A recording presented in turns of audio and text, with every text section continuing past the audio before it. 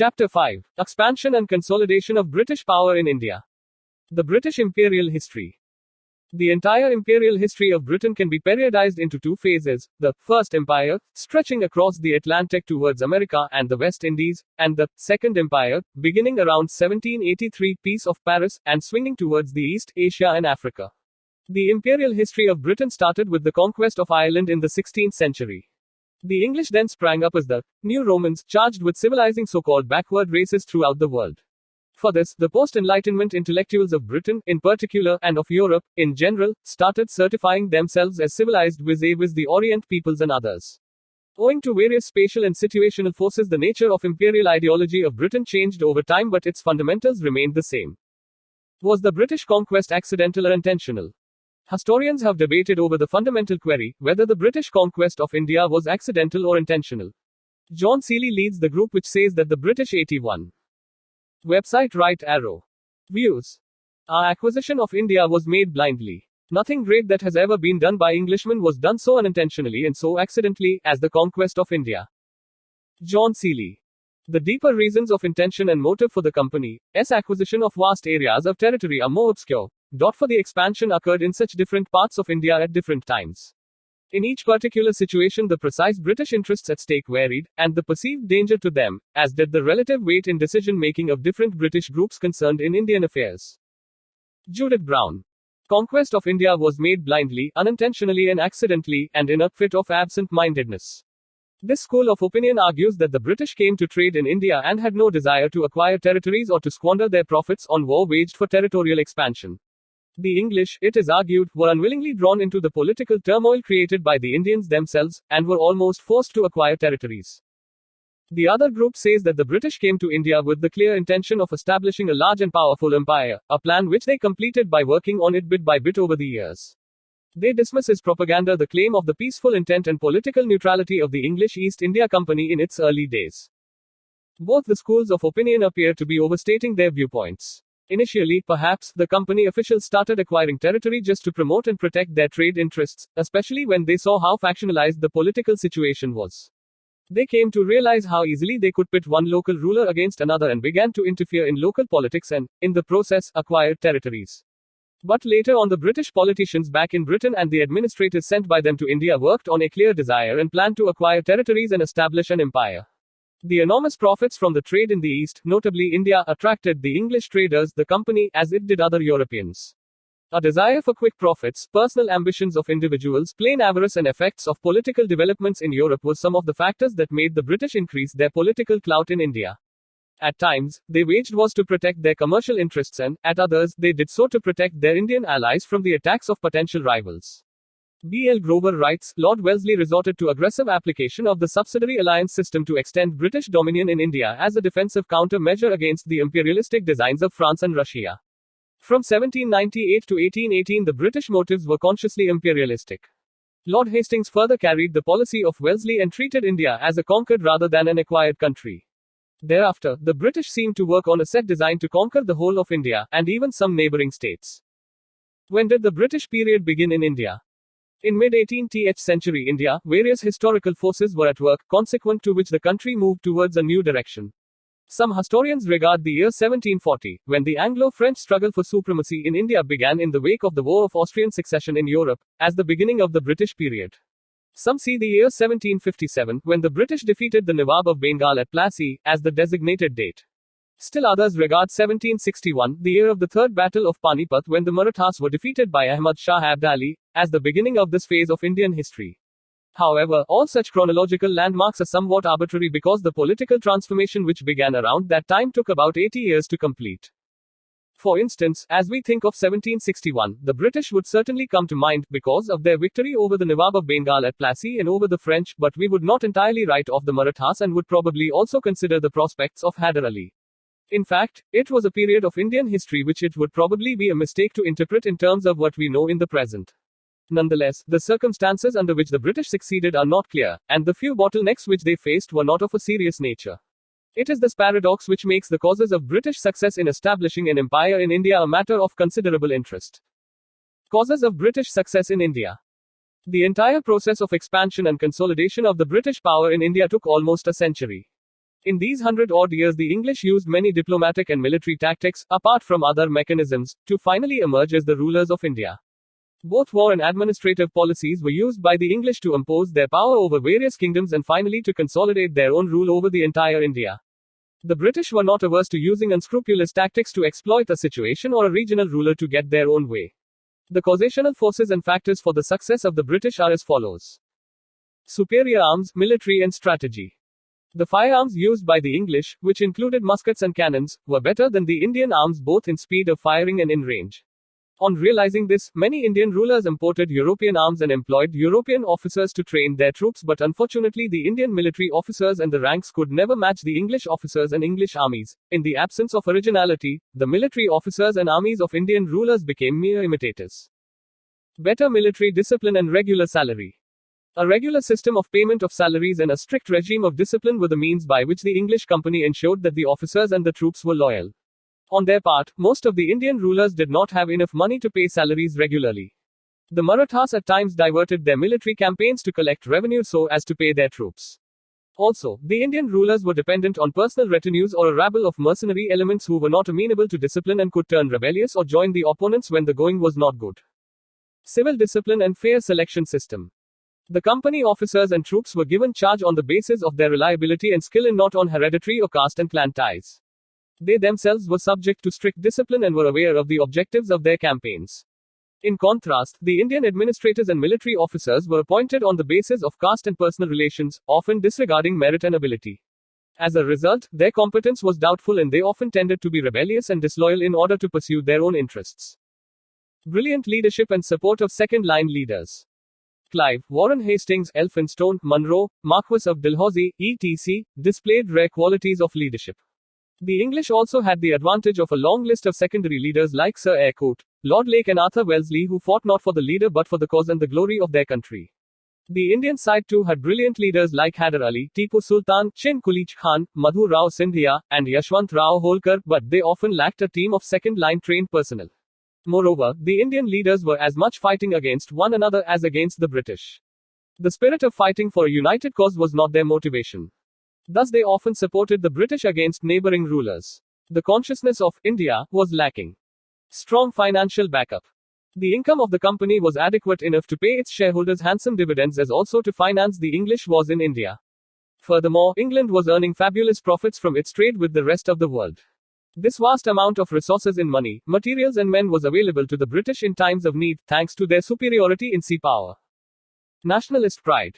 An economically thriving British people believing in material advancement and proud of their national glory faced the weak, divided amongst themselves Indians, bereft of a sense of unified political nationalism. The lack of materialistic vision among Indians was also a reason for the success of the English company. British conquest of Bengal. Bengal on the eve of British conquest. Bengal, the richest province of the Mughal Empire, included present-day Bangladesh, and its Nawab had authority over the region constituting present-day states of Bihar and Orissa. Exports from Bengal to Europe consisted of raw products such as saltpeter, rice, indigo, pepper, sugar, silk, cotton, textiles, handicrafts, etc. The English East India Company had vital commercial interests in trading in Bengal, as nearly 60% of the British imports from Asia consisted of goods from Bengal. During the 1630s, regular contact of the British with Bengal continued when they established factories in Balasore, Hooghly, Kasimbazar, Patna and Dekcha. By the 1690s, the foundation of Calcutta by the English Company completed the process of English commercial settlement in Bengal. The company paid a sum of 3,000 rupees £350 per annum to the Mughal emperor who allowed them to trade freely in Bengal. In contrast, the company's exports from Bengal were worth more than £50,000 per annum. In 1700, Murshid Quli Khan became the Diwan of Bengal and ruled till his death in 1727. He was succeeded by his son-in-law, Shujauddin, who ruled till 1739. After that, for a year 1739-40, Sarfaraz Khan, an incapable son of Murshid Quli Khan, became the ruler. He was killed by Alivardi Khan. Alivardi Khan ruled till 1756 and also stopped paying tributes to the Mughal Empire. Under the rule of these rulers, Bengal made unprecedented progress. There were other factors too, which made Bengal prosperous. For instance, the rest of India was disturbed by inter-border disputes, the Maratha invasions, Jat revolts, and external invasions by Nadir Shah and Ahmad Shah Abdali. The region of Bengal was fortunate enough to escape these challenges. The population of Calcutta rose from 15,000 in 1706 to 100,000 in 1750, and other cities like Decca and Murshidabad became highly populous. Almost all the governors of Bengal strongly resented the special privileges enjoyed by the English company, as it meant a huge loss to the provincial exchequer. So the friction between the English commercial interests and the Bengal government became the chief cause for conflict between the two.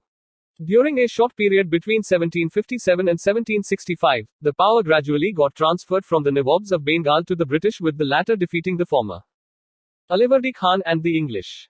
In 1741, Alivardi Khan, the deputy governor of Bihar, killed the Nawab of Bengal Sarfaraz Khan in a battle and certified his own position as the new Subadar of Bengal by paying a large sum of money to the Mughal emperor, Muhammad Shah. Alivardi Khan ruled for 15 years, during which he fought off the Marathas. The English, too, took the advantage of the Maratha incursions in Bengal, by obtaining a permission from the Nawab to dig a ditch and throw up an entrenchment around their settlement of Fort William. Later, Alivardi Khan's apprehensions were drawn to the Carnatic region, where the European companies had usurped all power. On realizing this, he was urged to expel the Europeans from Bengal. But he died in April 1756 and was succeeded by his grandson, Siraj-ud-Daulah, the son of Alivardi's youngest daughter. Challenges before Siraj-ud-Daulah. A youth just in his 20th year, Siraj inherited many troubles from his grandfather. He had a rival in his cousin, the Nawab of Purnia, Shaukat Jung, a hostile aunt, Ghasiti Begum, a childless widow, a rebellious commander of the army, Mir Jafar, husband of Alivardi Khan's sister, and an alarmed Hindu subject population. There was a dominant group in his court comprising Jagat Seth, Omichand, Rai Ballabh, Rai Durlabh, and others who were opposed to him. To these internal rivals were added the threat to Siraj's position from the ever-growing commercial activity of the English company. Impulsive by nature and lacking experience, Siraj felt insecure, and this prompted him to act in ways which proved counterproductive. He defeated Shaukat Jung and killed him in a battle, divested Ghasiti Begum of her treasures and secured her, and dismissed Mir Jafar, appointing Mir Madan in his place. A Kashmiri officer Mohan Lal was appointed as the overall administrator, and he acted almost like a prime minister. The Battle of Plassey prelude to the battle. The officials of the company made rampant misuse of its trade privileges that adversely affected the Nawab's finances. The English fortified Calcutta without the Nawab's permission. The company further tried to mislead him, and compounded their sin by giving asylum to a political fugitive, Krishna Das, son of Raj Ballabh, who had fled with immense treasures against the Nawab's will. The company, on its part, suspected that Siraj would drastically reduce its trade privileges in collusion with the French in Bengal. Thus, when Siraj attacked and seized the English fort at Calcutta, it brought their hostility into the open. Mention may be made here of the much propagated Black Hole tragedy.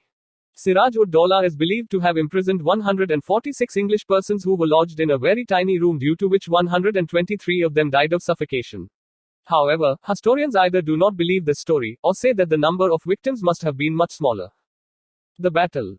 The arrival of a strong force under the command of Robert Clive at Calcutta from Madras strengthened the English position in Bengal. Clive forged a secret alliance with the traitors of the Nawab, Mir Jafar, Rai Durlabh, Jagat Seth, an influential banker of Bengal, and Omichand. Under the deal, Mir Jafar was to be made the Nawab, who in turn would reward the company for its services. The secret alliance of the company with the conspirators further strengthened the English position. So the English victory in the Battle of Plassey, June 23, 1757, was decided before the battle was even fought. Due to the conspiracy of the Nawab's officials, the 50,000-strong force of Siraj was defeated by a handful of Clive's forces. Siraj-ud-Daulah was captured and murdered by the order of Mir Jafar's son, Mirang. The Battle of Plassey placed at the disposal of the English vast resources of Bengal. After Plassey, the English virtually monopolized the trade and commerce of Bengal. Significance of Battle of Plassey. As a result of this victory, Mir Jafar became the Nawab of Bengal. He gave large sums of money plus the zamindari of 24 parganas to the English. The Battle of Plassey had political significance, for it laid the foundation of the British Empire in India. It has been rightly regarded as the starting point of British rule in India. The battle established the military supremacy of the English in Bengal. Their main rivals, the French, were ousted. They obtained a grant of territories for the maintenance of a properly equipped military force, and their prestige increased manifold. But there was no apparent change in the form of government, though the supreme control of affairs passed to Clive, on whose support the new Nawab, Mir Jafar, was entirely dependent for maintaining his newly acquired position. The sovereignty of the English over Calcutta was recognized, and the English posted a resident at the Nawab's court. Mir Qasim in the Treaty of 1760. Mir Jafar was increasingly irritated by the interference of Clive. He entered into a conspiracy with the Dutch at Chinsura. But the Dutch were defeated and humbled by the English forces at Bedera in November 1759. The treachery of Mir Jafar and his failure to make the payments due to the company annoyed the English. Meanwhile, Mirang, the son of Jafar, died, and there started a fight for the Nawabship of Bengal between Mir Qasim, the son-in-law of Mir Jafar, and Mirang's son. Vansittart, the new governor of Calcutta, agreed to support Mir Qasim's claim after a treaty between Mir Qasim and the company was signed in 1760. Important features of the treaty were as follows. Mir Qasim agreed to cede to the company the districts of Burdwan, Midnapur and Chittagong. The company would get half of the share in Chun. Trade of Sylhet. Mir Qasim agreed to pay off the outstanding dues to the company. Mir Qasim promised to pay a sum of rupees 5 lakh towards financing the company's war efforts in southern India. It was agreed that Mir Qasim's enemies were the company's enemies, and his friends, the company's friends. It was agreed that tenants of the Nawab's territory would not be allowed to settle in the lands of the company, and vice versa. Under the pressure of the company, Mir Jafar decided to resign in favor of Mir Qasim. A pension of 1,500 rupees per annum was fixed for Mir Jafar. Steps taken by Mir Qasim. Mir Qasim was the ablest Nawab among the successors of Alivardi Khan. After assuming power, Mir Qasim shifted the capital from Murshidabad to Munger in Bihar. The move was taken to allow a safe distance from the company at Calcutta. His other important steps were reorganizing the bureaucracy with the men of his own choice and remodeling the army to enhance its skill and efficiency. The Battle of Buxar prelude to battle. The company had thought that Mir Qasim would prove to be an ideal puppet for them. However, Mir Qasim belied the expectations of the company. Ram Narayan, the deputy governor of Bihar, was not responding to repeated requests by the Nawab to submit the accounts of the revenues of Bihar. Mir Qasim could not tolerate this open defiance of his authority. But Ram Narayan was supported by the English. Website Right Arrow. Officials of Patna. The misuse of the company's dastic or trade permit, a permit which exempted the goods specified from payment of duties, by company officials also resulted in tensions between the Nawab and the English. The misuse of the dastic meant the loss of tax revenue to the Nawab. It also made the local merchants face unequal competition with the company merchants. By an imperial farman, the English company had obtained the right to trade in Bengal without paying transit dues or tolls. However, the servants of the company also claimed the same privileges for their private trade. The company's servants also sold dastic to Indian merchants for commission. Besides, they used coercive methods to get goods at cheaper rates, which was against the spirit of the duty-free trade. The duty-free trade simply meant buying cheap in an otherwise competitive market. Mir Qasim decided to abolish the duties altogether, but the British protested against this and insisted upon having preferential treatment as against other traders. The Nawab Company tussle over transit duty led to the outbreak of wars between the English and Mir Qasim in 1763. The English gained successive victories at Katwa, Murshidabad, Giriya, Sutti and Munger. Mir Qasim fled to Awadh or Oudh and formed a confederacy with the Nawab of Awadh, Shuja-ud-Dawla, and the Mughal Emperor, Shah Alam II, with a view to recover Bengal from the English. The battle.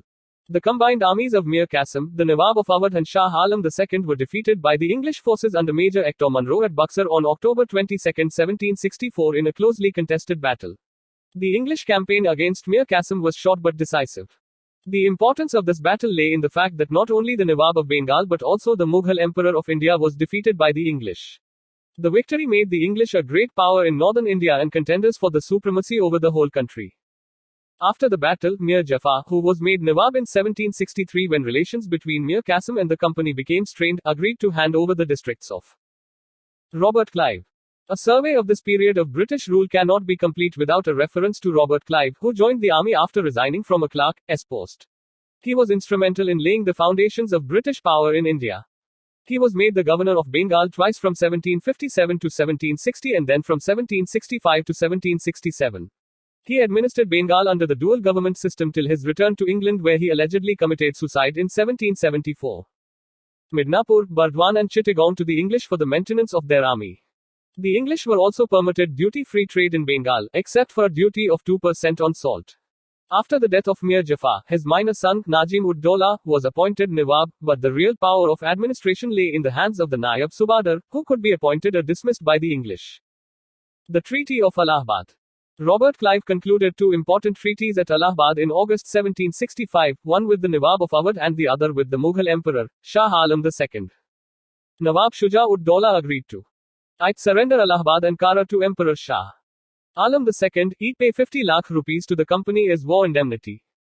And E. Give Balwant Singh, Zamindar of Banaras, full possession of his estate. Shah Alam II agreed to I reside at Allahabad, to be ceded to him by the Nawab of Awadh, under the company's protection, E. issue a farman granting the Diwani of Bengal, Bihar and Orissa to the East India Company in lieu of an annual payment of 26 lakh rupees, and E. a provision of 53 lakh rupees to the company in return for Nizamat functions, military defense, police, and administration of justice of the said provinces. Clive did not want to annex Awadh because it would have placed the company under an obligation to protect an extensive land frontier from the Afghan and the Maratha invasions. The treaty made the Nawab a firm friend of the company, and turned Awadh into a buffer state. Similarly, Clive's arrangement with Shah Alam II was inspired by practical considerations. It made the emperor a useful rubber stamp of the company. Besides, the emperor's farman legalized the political gains of the company in Bengal. Mir Qasim, the dethroned Nawab of Bengal, spent the rest of his life in abject misery as a homeless wanderer and died in June 1777. Dual government in Bengal 1765-72. After the Battle of Buxar, the East India Company became the real masters of Bengal. Robert Clive introduced the dual system of government, i.e., the rule of the two, the company and the Nawab, in Bengal, in which both the Diwani, i.e., collecting revenues, and Nizamat, i.e., police and judicial functions, came under the control of the company. The company exercised Diwani rights as the Diwan and the Nizamat rights through its right to nominate the deputy Subadar. The company acquired the Diwani functions from the emperor and Nizamat functions from the Subadar of Bengal. The system held a great advantage for the company. It left the appearance of authority to the puppet Indian ruler, while keeping the sovereign power in the hands of the company. The Nawab was responsible for maintaining peace and order, but he depended both for funds and forces upon the company because the latter controlled the army and revenues. For the exercise of Diwani functions, the company appointed two deputy Diwans, Muhammad Reza Khan for Bengal and Raja Sitab Roy for Bihar. Muhammad Reza Khan also acted as deputy Nazim or deputy Subadar. The dual system led to an administrative breakdown and proved disastrous for the people of Bengal. Neither the company nor the Nawab cared for administration and public welfare. Warren Hastings did away with the dual system in 1772. Views. Whether regarded as a duel between the foreigner and the native, or as an event pregnant with vast permanent consequences, Buxar takes rank amongst the most decisive battles ever fought. Not only did the victory of the English save Bengal, not only did it advance the British frontier to Allahabad, but it bound the rulers of Awadh to the conqueror by ties of admiration, of gratitude, of absolute reliance and trust, ties which made them for the 94 years that followed the friends of his friends and the enemies of his enemies. G.B. Mulson. Clive was not a founder but a harbinger of the future. He was not a planner of empire but an experimenter who revealed something of the possibilities. Clive was the forerunner of the British Empire. Percival Spear. Mysore's resistance to the company. The Vodayar Mysore dynasty. After the Battle of Talikota 1565 gave a deadly blow to the great kingdom of Vijayanagara, many small kingdoms emerged from its remnants. In 1612 a Hindu kingdom under the Vodayars emerged in the region of Mysore. Chikka Krishnaraja Vodayar II ruled from 1734 to 1766. During the second half of the 18th century, Mysore emerged as a formidable power under the leadership of Hyder Ali and Tipu Sultan. The English felt their political and commercial interests in South India was threatened because of Mysore's proximity with the French and Hyder Ali and Tipu's control over the rich trade of the Malabar coast. Mysore's power was also seen as a threat to the control of the English over Madras. Rise of Hyder Ali. In the early 18th century, two brothers, Nanjaraj the Sarvadhikari and Devaraj the Dulwai, had reduced Chikka Krishnaraja Vodayar to a mere puppet. Hyder Ali, born in 1721 in an obscure family, started his career as a horseman in the Mysore army under the ministers, Nanjaraj and Devaraj. Though uneducated, he possessed a keen intellect and was a man of great energy and determination. Repeated incursions of the Marathas and of the Nizam's troops into the territories of Mysore resulted in heavy financial demands made by the aggressors from Mysore. Mysore became financially and politically weak. The need of the hour was a leader with high degree of military powers and diplomatic skill. Hyder Ali fulfilled that need and usurped the royal authority by becoming the de facto ruler of Mysore in 1761. He realized that the exceedingly mobile Marathas could be contained only by a swift cavalry, that the cannons of the French-trained Nizami army could be silenced only by an effective artillery, and that the superior arms from the west could only be matched by arms brought from the same place or manufactured with the same know-how. Hyder Ali took the help of the French to set up an arms factory at Dindigul, now in Tamil Nadu, and also introduced Western methods of training for his army. He also started to use his considerable diplomatic skill to outmaneuver his opponents. With his superior military skill, he captured Doballapur, Sera, Bednoor, and Hoskote in 1761-63, and brought to submission the troublesome Poligas of South India in what is now Tamil Nadu. Recovering from their defeat at Panipat, the Marathas under Madhavrao attacked Mysore, and defeated Hyder Ali in 1764, 1766, and 1771. To buy peace, Hyder Ali had to give them large sums of money, but after Madhavrao's death in 1772, Hyder Ali raided the Marathas a number of times during 1774-76, and recovered all the territories he had previously lost, besides capturing new areas. First Anglo-Mysore War 1767-69 background. After their easy success in Bengal, the English were confident of their military strength. They concluded a treaty with the Nizam of Hyderabad 1766, persuading him to give them the northern Sarkars region, in lieu of which they said they would protect the Nizam from Hyder Ali. Hyder already had territorial disputes with the Nawab of Arcot and differences with the Marathas. Website right arrow. Changing alliances. The Nizam, the Marathas, and the English allied together against Hyder Ali. Hyder acted with considerable tact and diplomatic skill. He paid the Marathas to turn them neutral and, promising to share conquered territories with the Nizam, converted the Nizam into his ally. He then joined the Nizam to attack the Nawab of Arcot. Course of war. The war continued for a year and a half without any conclusion. Hyder changed his strategy and suddenly appeared before the gates of Madras. There was complete chaos and panic at Madras, forcing the English to conclude a very humiliating treaty with Hyder on April 4, 1769, Treaty of Madras. The treaty provided for the exchange of prisoners and mutual restitution of conquests. Hyder Ali was promised the help of the English in case he was attacked by any other power. Second Anglo-Mysore War 1780-84 background. Hyder Ali accused the English of breach of faith and non-observance of the Treaty of Madras when in 1771 he was attacked by the Marathas, and the English failed to come to his aid. Also, he found that the French were much more helpful than the English in meeting his army's requirement of guns, saltpeter and lead. Consequently, through Mahé, a French possession on the Malabar coast, some French war material was brought to Mysore. Meanwhile, the American War of Independence had broken out, in which the French were on the side of the rebels against the English. Under the circumstances, Hyder Ali's friendship with the French caused even more concern to the English. They therefore tried to capture Mahé, which Hyder regarded to be under his protection. Hyder considered the English attempt to capture Mahé a direct challenge to his authority. Course of war. Hyder forged an anti-English alliance with the Marathas and the Nizam. He followed it up by an attack in the Carnatic, capturing Arcot, and defeating the English army under Colonel Bailey in 1781. In the meantime, the English under Sir Eyre Coote detached both the Marathas and the Nizam from Hyder's side, but the undeterred Hyder faced the English boldly only to suffer a defeat at Porto Novo in November 1781. However, he regrouped his forces and defeated the English and captured their commander, Braithwaite. Treaty of Mangalore. Hyder Ali died of cancer on December 7, 1782. Now his son, Tipu Sultan, carried on the war for 1 year without any positive outcome. Fed up with an inconclusive war, both sides opted for peace, negotiating the Treaty of Mangalore, March 1784, under which each party gave back the territories it had taken from the other. Third Anglo-Mysore War background. A dispute arose between Tipu and the state of Travancore. Travancore had purchased Jalkottal and Cannanore from the Dutch in the Kochi state. As Kochi was a feudatory of Tipu, he considered the Act of Travancore as a violation of his sovereign rights. So, in April 1790, Tipu declared war against Travancore for the restoration of his rights. Course of war. The English, siding with Travancore, attacked Tipu. In 1790, Tipu defeated the English under General Meadows. In 1791, Cornwallis took the leadership and at the head of a large army marched through Umber and Vellore to Bangalore, captured in March 1791, and from there to Serengapitum. Coimbatore fell to them, but they lost it again, and at last with the support of the Marathas and the Nizam, the English attacked Serengapitum for the second time. Tipu offered serious opposition, but the odds were against him. Consequently, he had to pay heavily under the Treaty of Serengapitum. Treaty of Serengapitum. Under this treaty of 1792, nearly half of the Mysorean territory was taken over by the victors.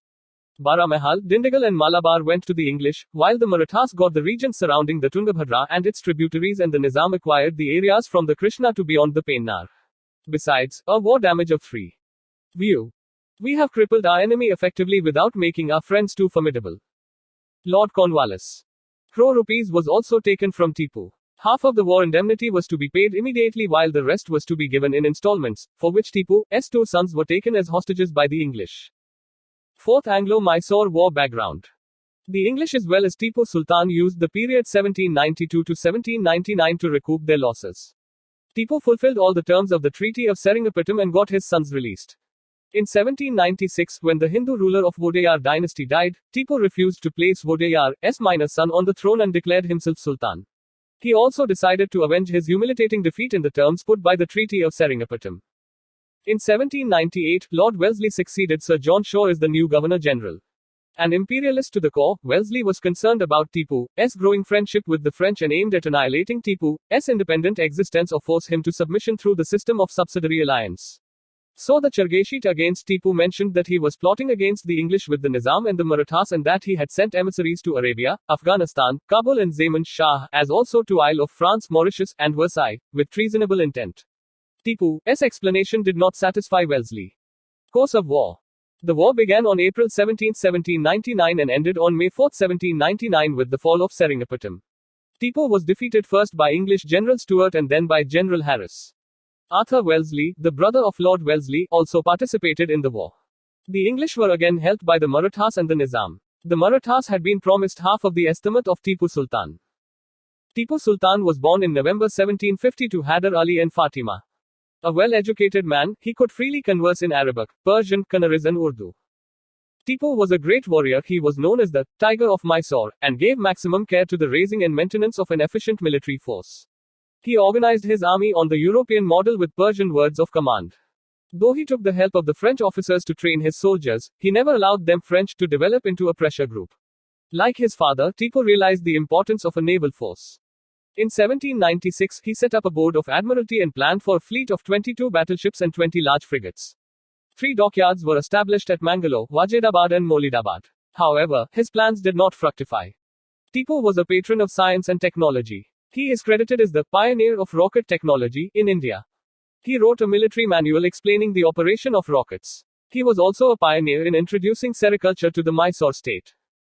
Tipu was a great lover of democracy and a great diplomat. He gave his support to the French soldiers at Serengapitum in setting up a Jacobin club in 1797.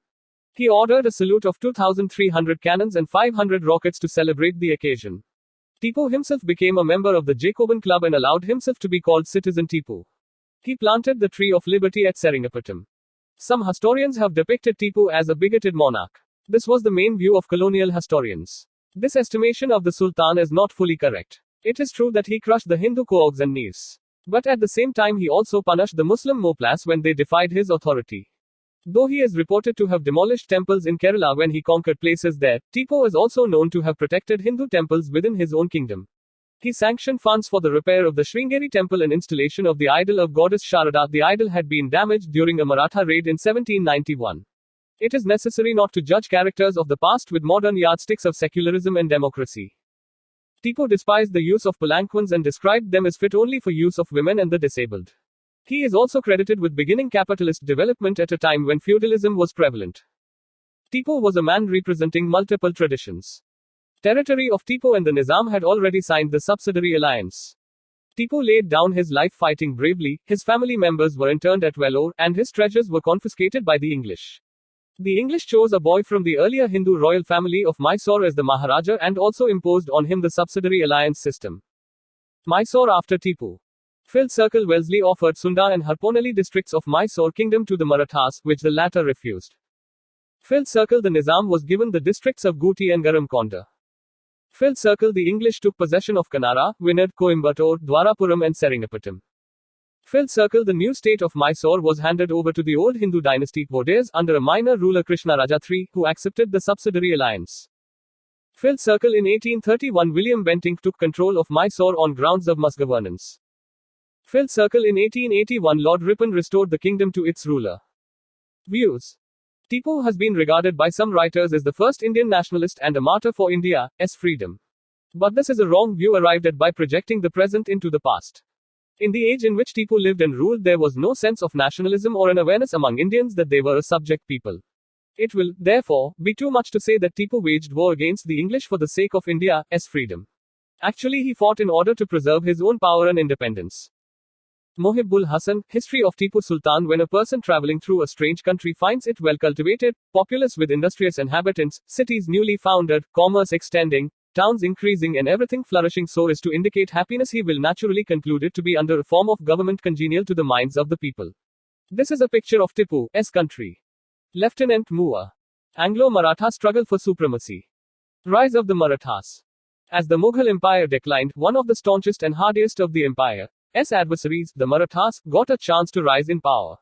They controlled a large portion of the country. Besides, they also received tributes from areas not directly under their control. By the middle of the 18th century, they were in Lahore thinking of becoming rulers of the North Indian Empire and in the court of the Mughals playing the role of kingmakers. Though the Third Battle of Panipat 1761, in which they were defeated by Ahmad Shah Abdali, changed the situation, they regrouped, regained their strength and within a decade achieved a position of power in India. Bajirao I 1720-40, considered greatest of all the Peshwas, had started a confederacy of prominent Maratha chiefs to manage the rapidly expanding Maratha power, and to some extent appease the Kshatriya section of the Marathas. Peshwas were Brahmins, led by the Senapati Dabadi. Under the arrangement of the Maratha Confederacy, each prominent family under a chief was assigned a sphere of influence which he was supposed to conquer and rule, but in the name of the then Maratha king, Shahu.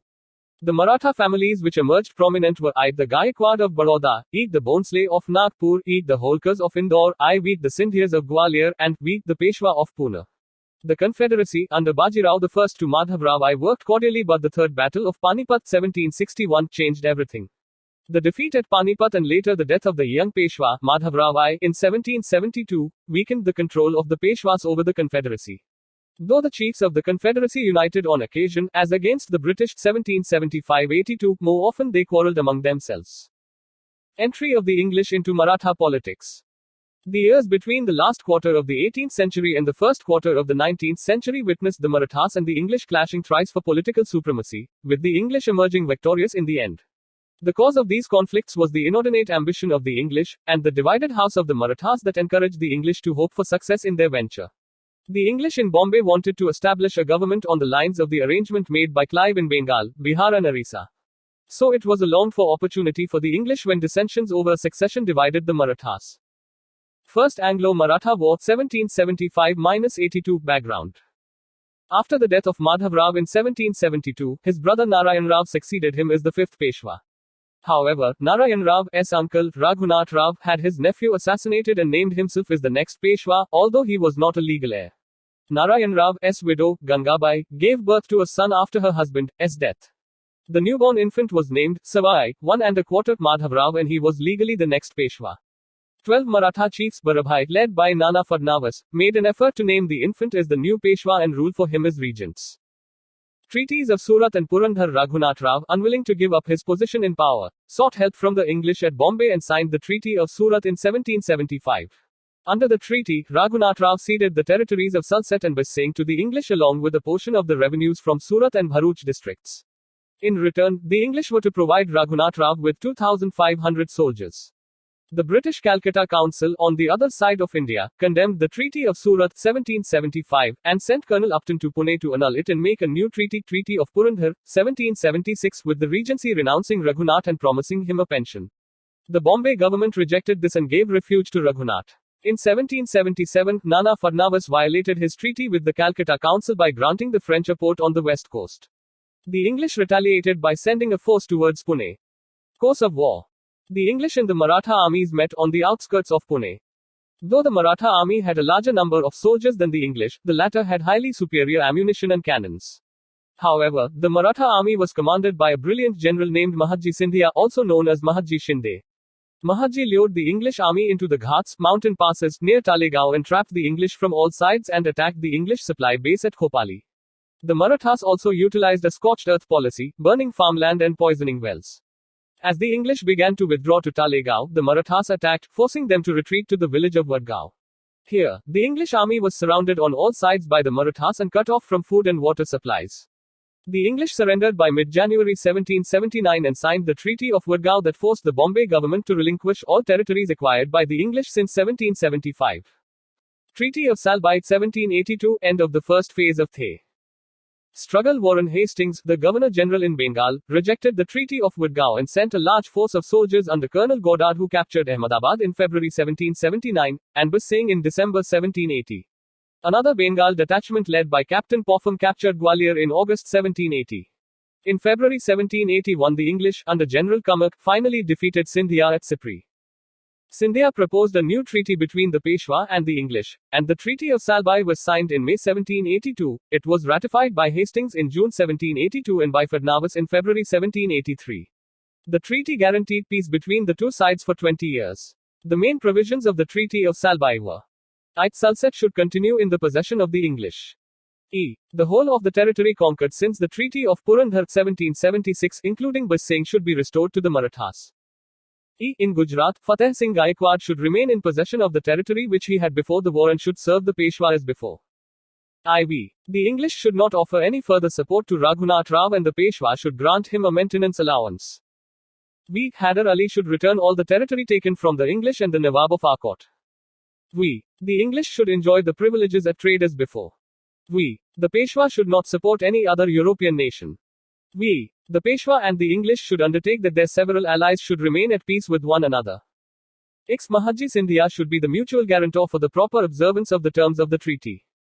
Second Anglo-Maratha War 1803-1805 Background. The Second Anglo-Maratha War started in circumstances similar to those of the first.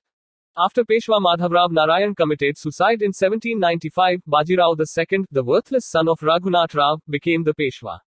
Nana Fadnavis, a bitter foe of Bajirao II, became the chief minister. The dissensions among the Marathas provided the English with an opportunity to intervene in Maratha affairs.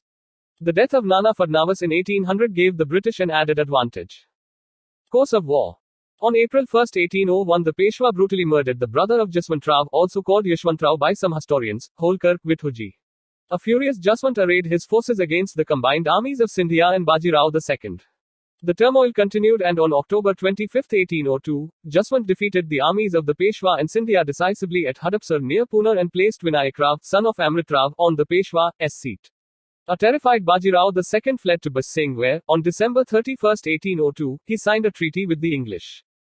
Treaty of Basing 1802. Under the treaty, the Peshwa agreed to receive from the company a native infantry consisting of not less than 6,000 troops, with the usual proportion of field artillery and European artillery men attached, to be permanently stationed in his territories. Income of 26 lakh rupees. To surrender the city of Surat. To give up all claims for Chauth on the Nizam's dominions. To accept the company's arbitration in all differences between him and the Nizam or the Gaikwad. Not to keep in his employment Europeans of any nation at war with the English, and to subject his relations with other states to the control of the English. Reduced to vassalage after the Peshwa accepted the Subsidiary Alliance, Scindia and Bhonsle attempted to save Maratha independence.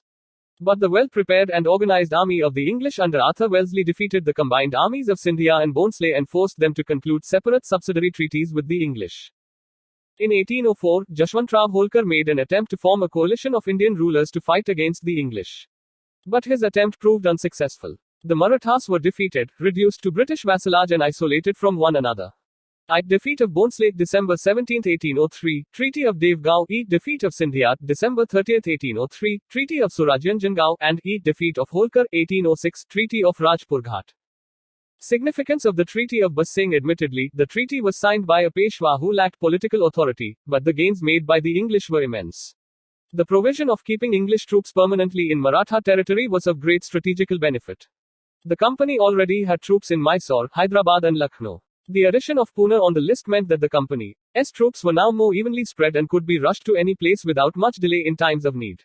Though the Treaty of Basing did not hand over India to the company on a platter, it was a major development in that direction. The company was now well placed to expand its areas of influence. In the circumstances, the observation that the treaty gave the English the key to India may be exaggerated, but appears understandable. Website right arrow. Third Anglo-Maratha War 1817-19 Background. Lord Hastings had the imperialistic design of imposing British paramountcy. By the Charter Act of 1813, the East India Company's monopoly of trade in China, except tea, ended and hence the company needed more markets. The Pindaris, made up of many castes and classes, were attached to Maratha armies as mercenaries. When the Marathas became weak, the Pindaris could not get regular employment. As a consequence, they started plundering neighboring territories, including those of the company. The English charged the Marathas with giving shelter to the Pindaris. Pindri leaders like Amir Khan and Karim Khan surrendered while Chittu Khan fled into the jungles. The Treaty of Basing, described as a treaty with a cipher, the Peshwa, wounded the feelings of the other Maratha leaders. They saw the treaty as an absolute surrender of independence. Lord Hastings' actions taken against the Pindaris were seen as a transgression of the sovereignty of the Marathas. They served to once again unite the Maratha Confederacy. A repentant Bajirao II made a last bid in 1817 by rallying together the Maratha chiefs against the English in course of the Third Anglo-Maratha War. Course of war. The Peshwa attacked the British residency at Pune. Appa Sahib of Nagpur attacked the residency at Nagpur, and the Holkar made preparations for war. But by then the Marathas had lost almost all those elements which are needed for the growth of a power. The political and administrative conditions of all the Maratha states were confused and inefficient. After the death of Jaswantrao Holkar, Tulsi Bai, the Holkar's favorite mistress, came to the helm of affairs in Pune. Though a clever and intelligent woman, she could not administer the state properly because she was influenced by some unworthy men such as Balram Seth and Amir Khan. The Bhonsle at Nagpur and the Sindhia at Gwalior had also become weak. So the English, striking back vigorously, succeeded in not allowing the Peshwa to exert his authority again on the Maratha Confederacy. Result: the Peshwa was defeated at Khirki, Bhonsle at Sitibuldi, and Holkar at Mahidpur. Some important treaties were signed. These were: Field Circle June 1817 Treaty of Pune with Peshwa. Field Circle November 1817 Treaty of Gwalior with Sindhia. Field Circle January 1818 Treaty of Mandasa with Holkar. In June 1818, the Peshwa finally surrendered and the Maratha Confederacy was dissolved. The Peshwaship was abolished. Peshwa Bajirao became a British retainer at Bithur near Kanpur.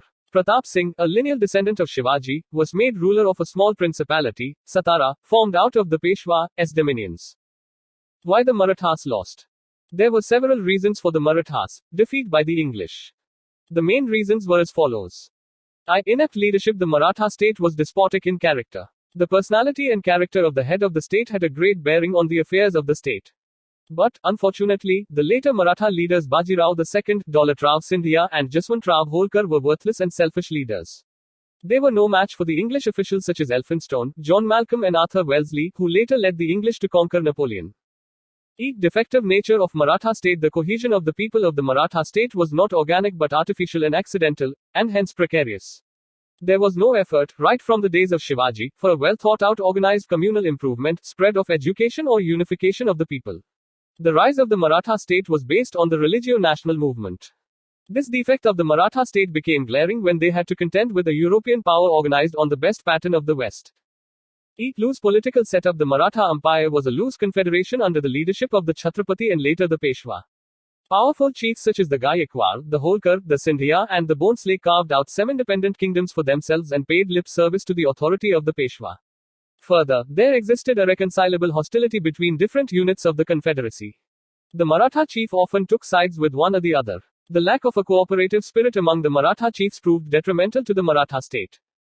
Inferior military system. Though full of personal prowess and valor, the Marathas were inferior to the English in organization of the forces, in war weapons, in disciplined action, and in effective leadership.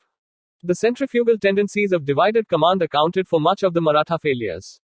Treachery in the ranks was instrumental in weakening the Maratha forces. The adoption of the modern techniques of warfare by the Marathas was inadequate. The Marathas neglected the paramount importance of artillery. Though the Pune government set up an artillery department, it hardly functioned effectively. Unstable economic policy. The Maratha leadership failed to evolve a stable economic policy to suit the changing needs of time. There were no industries or foreign trade openings. So, the economy of the Maratha was not conducive to a stable political setup. Superior English diplomacy and espionage. The English had better diplomatic skill to win allies and isolate the enemy. The disunity among the Maratha chiefs simplified the task of the English. Diplomatic superiority enabled the English to take a quick offensive against the target. Unlike the Marathas' ignorance and lack of information about their enemy, the English maintained a well-knit spy system to gather knowledge of the potentialities, strengths, weaknesses, and military methods of their foes. Progressive English outlook. The English were rejuvenated by the forces of Renaissance, emancipating them from the shackles of the church. They were devoting their energies to scientific inventions, extensive ocean voyages, and acquisition of colonies. Indians, on the other hand, were still steeped in medievalism marked by old dogmas and notions. The Maratha leaders paid very little attention to mundane matters of the state. Insistence on maintenance of traditional social hierarchy based on the dominance of the priestly class made the union of an empire difficult. Website right arrow. In the end, it can be concluded that the English attacked a divided house which started crumbling after a few pushes. Conquest of Sindh. In the early 19th century, the English started to show an interest in Sindh where they enjoyed some trade facilities authorized by a Farman of the Mughal emperor in 1630. The Farman provided the English with such privileges in the ports of Sindh which they enjoyed elsewhere. Rise of Talpurus Amirs. In the 18th century, prior to the rule of Talpurus Amirs, Sindh was ruled by the Kallora chiefs. In 1758, an English factory was built at Thatta, owing to a parwana given by the Kallora prince, Ghulam Shah. In 1761, Ghulam Shah, on the arrival of an English resident in his court, not only ratified the earlier treaty, but also excluded other Europeans from trading there. This advantage was enjoyed by the English up to 1775 when a not too friendly ruler, Safraz Khan, made the English close their factory. In the 1770s, a Baluch tribe called Talpurus descended from the hills and settled in the plains of Sindh. They were excellent soldiers as well as adapted to hard life. They acquired great influence and soon usurped power in the new region. In 1783, the Talpurus, under the leadership of Mir Fath Fateh Ali Khan, established complete hold over Sindh and sent the Kallora prince into exile. The then Durrani monarch confirmed the claims of Mir Fath Khan and ordered the latter to share the country with his brothers Mir's brothers, popularly known as Char Yar. When Mir Fath died in 1800, the Char Yar divided the kingdom among themselves, calling themselves the Amirs or Lords of Sindh. These Amirs extended their dominion on all sides. They conquered Amarko from the Raja of Jodhpur, Karachi from the chief of Laz, Shikarpur and Bukkar from the Afghans. Gradual ascendancy over Sindh. A common belief in the late 18th century was that Napoleon was conspiring with Tipu Sultan to invade India. In 1799, behind Lord Wellesley's efforts to revive commercial relations with Sindh was the hidden aim to counteract the alliance of the French, Tipu Sultan and Shah Zaman, the Kabul monarch. Negotiations were opened with Fath Ali Khan. But under the influence of Tipu Sultan and the jealousy of the local traders, aided by the anti-British party at Hyderabad, Sindh, the Amir in October 1800, ordered the British agent to quit Sindh within 10 days. The British agent Crope left Sindh and the company quietly suffered the insult. Treaty of Paternal Friendship. In June 1807, the alliance of Tilsit with Alexander I of Russia was joined by Napoleon Bonaparte. The alliance had as one of its conditions a combined invasion of India by the land route. Now the British wanted to create a barrier between Russia and British India. To achieve this, Lord Minto sent 3 delegations under the leadership of various prominent persons to forge alliances. Accordingly, Metcalfe was sent to Lahore, Elphinstone to Kabul and Malcolm to Tehran. Sindh was visited by Nicholas Smith who met the Amirs to conclude a defensive arrangement. After negotiations, the Amirs agreed to a treaty, their first ever treaty with the English. After professing eternal friendship, both sides agreed to exclude the French from Sindh and to exchange agents at each other's court. The treaty was renewed in 1820 with the addition of an article excluding the Americans and resolving some border disputes on the side of Kutch after the final defeat of the Maratha Confederacy in 1818. Treaty of 1832. In 1832, William Bentinck sent Colonel Pottinger to Sindh to sign a treaty with the Amirs. The provisions of the treaty were as follows.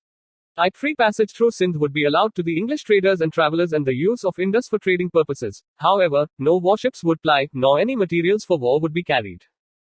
No English merchant would settle down in Sindh, and passports would be needed for travelers.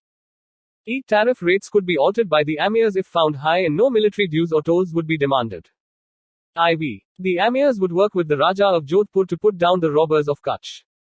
The old treaties were confirmed and the parties would not be jealous of each other. Lord Auckland and Sindh.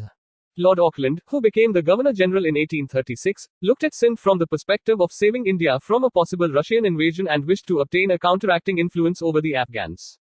Ranjit Singh in Punjab was strong enough to resist coercion in this regard, but the Amirs were not. Thus the English view was that they had to consolidate their position in Sindh as a necessary first step for their plans on Afghanistan. They got an opportunity when Ranjit Singh captured a frontier town of Sindh, Rojhan, and Pottinger was sent to Hyderabad to sign a new treaty with the Amirs. The treaty offered protection to the Amirs on the condition that the company troops would be kept in the capital at the Amir's expense or alternatively the English would be given suitable concessions in return. The Amirs initially refused but later agreed reluctantly to sign the treaty in 1838 when the possibility of Ranjit Singh getting help from others was pointed out to them. The treaty permitted the English to intervene in the disputes between the Amirs and the Sikhs as also to establish the presence of a British resident who could go anywhere he liked escorted by English troops.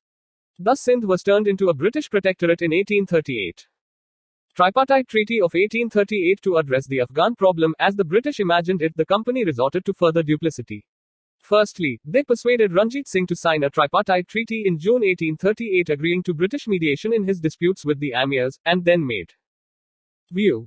Under Auckland and his cabinet of secretaries, British policy in India had fallen to a lower level of unscrupulousness than ever before, and the plain fact is that the treatment of Sindh from this time onward, however expedient politically, was morally indefensible. P. Roberts. Emperor Shah Shuja gave up his sovereign rights on Sindh, provided the arrears of tribute were paid. The exact amount of the tribute was to be determined by the English, whose main objective was to obtain finances for the Afghan adventure and obtain so much of the Amirs territory as would secure a line of operation against Afghanistan through Sindh. Sindh accepts Subsidiary Alliance 1839. The company intended to persuade or compel the Amirs to pay the money and also to consent to the abrogation of that article in the Treaty of 1832 which prohibited the movement of English troops in Sindh by land or by river. B. L. Grover writes, under threat of superior force, the Amirs accepted a treaty in February 1839 by which a British subsidiary force had to be stationed at Shikarpur and Bukkar, and the Amirs of Sindh were to pay 3 lakh rupees annually for the maintenance of the company's troops. Henceforth, the Amirs were debarred from having any negotiations with foreign states without the knowledge of the company. Further, they were to provide storeroom at Karachi for the company's military supplies, besides abolishing all tolls on the Indus, and furnishing an auxiliary force for the Afghan war if called upon to do so. Capitulation of Sindh. The First Anglo-Afghan War 1839-42, fought on the soil of Sindh, was never liked by the Amirs of Sindh, neither did they like the presence of the British troops in their region. However, under the treaty they were asked to pay for all this, which they did. They were not rewarded or thanked for their services, but were charged with hostility and disaffection against the British government. The Amirs were charged with treasonable activities against the British, and Ellenborough, placed in a precarious position due to the Afghan war reverses, sent out Ram to Sindh to negotiate a new treaty. Under this treaty, the Amirs were required to cede important provinces as the price of their past transgressions, to supply fuel to the company's steamers plying on the Indus, and to stop minting coins. Furthermore, in a succession dispute, the English intervened through Napier, and started a war when the Amirs rose in revolt. The whole of Sindh capitulated within a short time, and the Amirs. Views. We have no right to seize Sindh, yet we shall do so, and a very advantageous, useful, humane piece of rascality it will be. Charles Napier. To remove such brutal tyrants, the Amirs, was worthy of England's greatness. The conquest of Sindh has therefore no iniquity. Charles Napier. I am sick of your policy. I will not say yours is the best, but it is undoubtedly the shortest, that of the sword. James Outram, deputy of Napier at the time of annexation of Sindh, were made captives and banished from Sindh. In 1843, under Governor-General Ellenborough, Sindh was merged into the British Empire and Charles Napier was appointed its first governor. Criticisms of the conquest of Sindh. Historians generally condemn the acquisition of Sindh by the British in strong words. The causes for annexation were deliberately manufactured. Like many episodes in the British conquest of India, the Afghan War is also a tale of bullying tactics and deceit. However, in the instance of the First Afghan War, the English suffered terribly at the hands of the Afghans with a corresponding loss of prestige.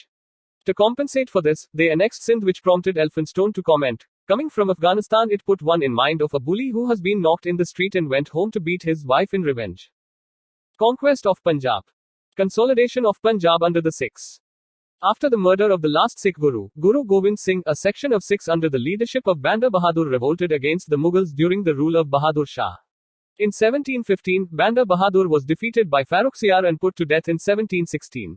Thus the Sikh polity, once again, became leaderless and later got divided into two groups, Bandite liberal and Tat Khalsa orthodox. This rift among the followers ended in 1721 under the influence of Bhai Mani Singh. Later in 1784, Kapur Singh Fazullahpuri organized the Sikhs under Dal Khalsa, with the objective of uniting followers of Sikhism, politically, culturally and economically. The whole body of the Khalsa was formed into two sections, Buddha Dal, the army of the veterans, and Taruna Dal, the army of the young. The weakness of the Mughals and invasions of Ahmad Shah Abdali created a general confusion and anarchy in Punjab. These political conditions helped the organized Dal Khalsa to consolidate further. The Sikhs consolidated in miles, which were military brotherhoods with a democratic setup. Misl is an Arabic word which means equal or alike. Another meaning of misl is state. During the period 1763 to 1773, many miles started to rule the Punjab region under Sikh chieftains, from Saharanpur in the east to Attock in the west, from the mountainous regions of the north to Multan in the south. Sukarchakia Misl and Ranjit Singh. At the time of the birth of Ranjit Singh, November 2, 1780, there were 12 important miles: Ahluwalia, Bhangi, Dallewalia, Fazullahpuriya, Kanhaiya, Krorasinghia, Nekai, Nishaniya, Fulikiya, Ramgadhia, Sukharchakia, and Shahid. The central administration of a misl was based on Gurumatta Sangh, which was essentially a political, social and economic system. Ranjit Singh was the son of Mahan Singh, the leader of the Sukar-Chakya misl. Mahan Singh died when Ranjit Singh was only 12 years old. But Ranjit Singh showed an early acumen at political affairs. Towards the close of the 18th century, all the important miles except Sukar-Chakya were in a state of disintegration. Afghanistan was also engulfed in a civil war due to a power struggle which went on for the next 3 decades. These events in the neighboring regions were fully exploited by Ranjit Singh, who followed a ruthless policy of blood and iron, and carved out for himself a kingdom in the central Punjab. In 1799, Ranjit Singh was appointed as the governor of Lahore by Zaman Shah, the ruler of Afghanistan. In 1805, Ranjit Singh acquired Jammu and Amritsar, and thus the political capital, Lahore, and religious capital, Amritsar, of Punjab came under the rule of Ranjit Singh. He also maintained good relations with the Dogras and the Nepalis and enlisted them in his army. Ranjit Singh and the English.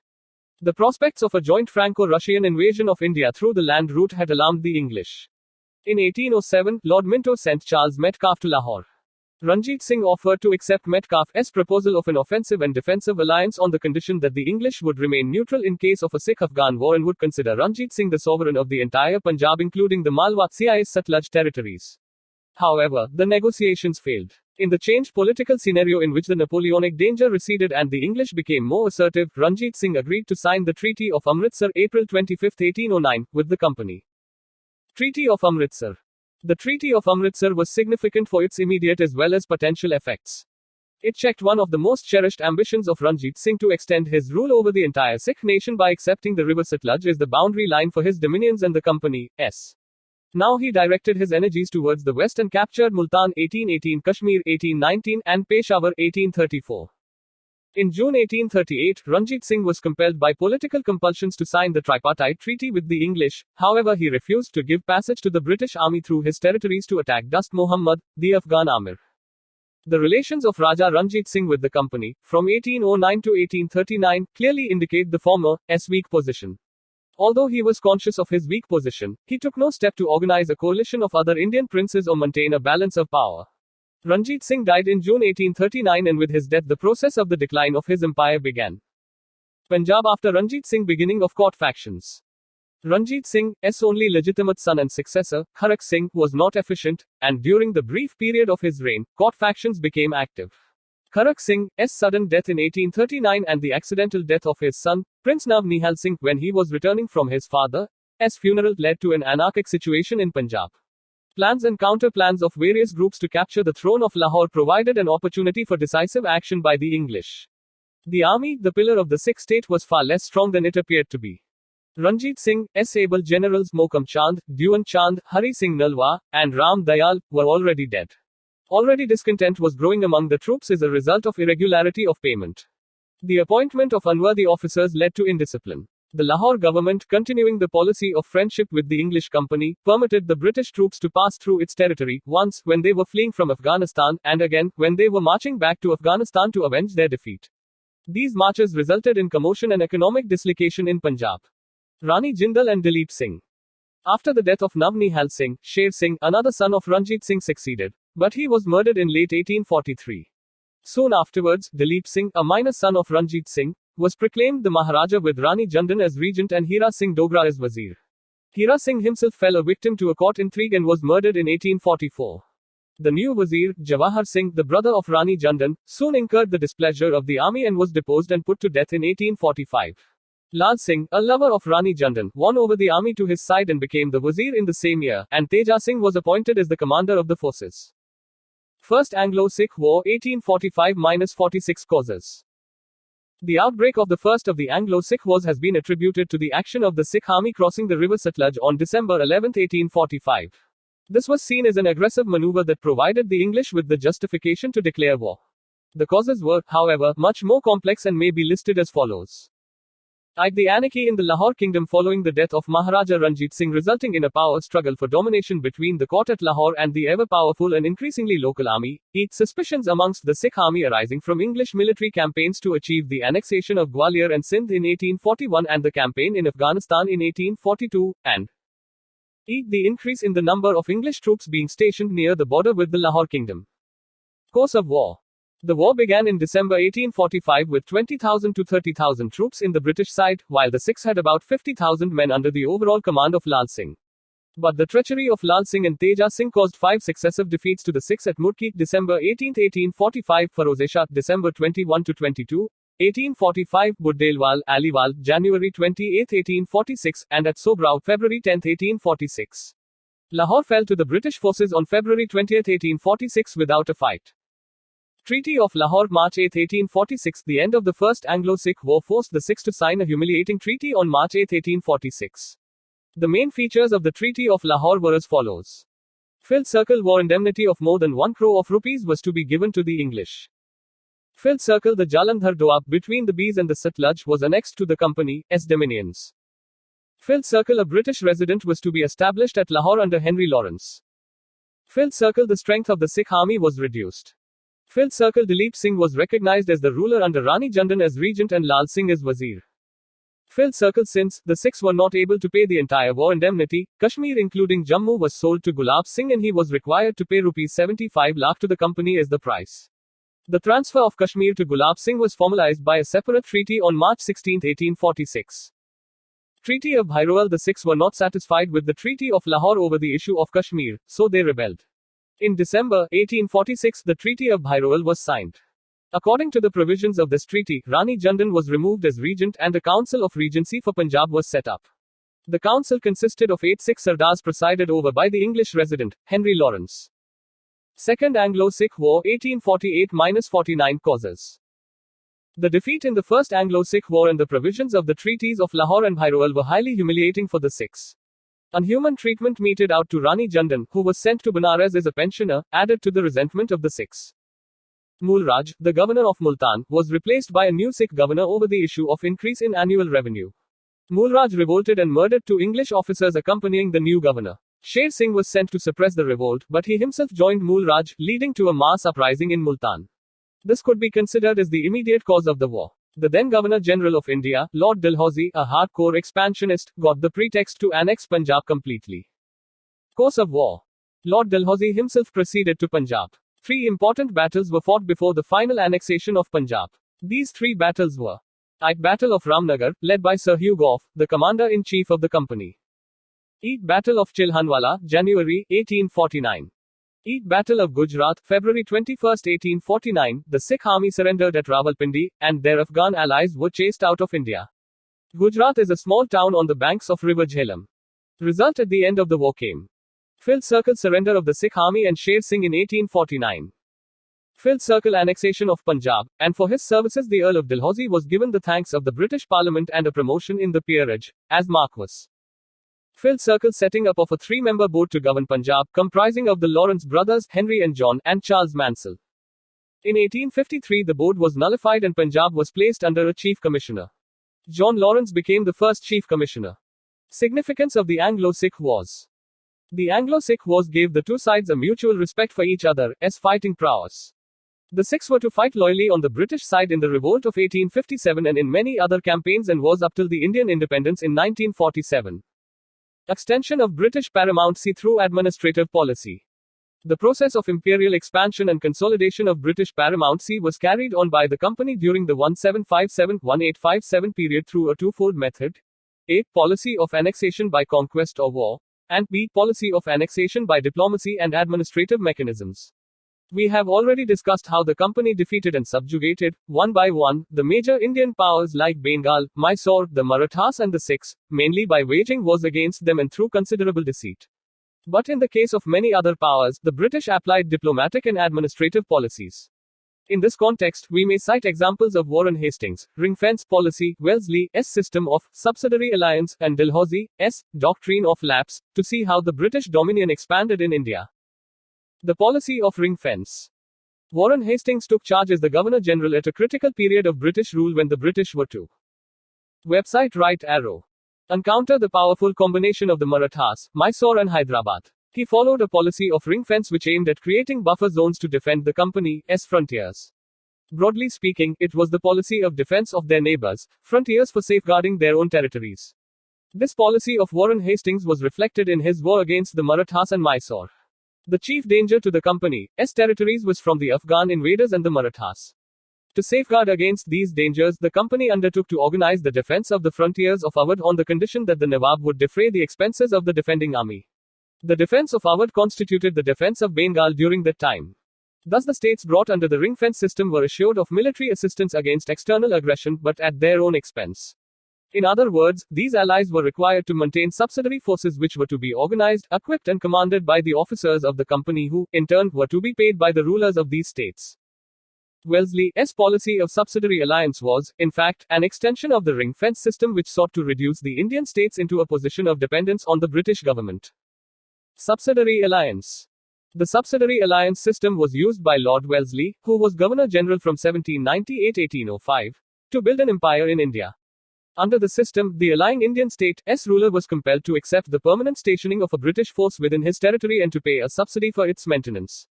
The Indian ruler had to agree to the posting of a British resident in his court. The Indian ruler could not employ any European in his service without the prior consultation with the company. Nor could he go to war or negotiate with any other Indian ruler without consulting the Governor-General. In return for all this, the British would defend the ruler from his enemies and adopt a policy of non-interference in the internal matters of the allied state. One of the objectives behind Wellesley's strengthening of the subsidiary alliance system was to keep the French from reviving and expanding their influence in India. Around this time, the fear of Napoleon's expedition towards the east was very real for the British, who felt that the French could attack the western coast of India from their colony of Mauritius. Hence the clause in the alliance treaty requiring the Indian rulers to dismiss Europeans other than the British from their service and not employ any. By means of this system, the company could station its forces at strategic locations and keep the French at bay. Besides, the subsidiary alliance would expand the company's hold over the Indian states and gradually bring more and more territory into the company's fold.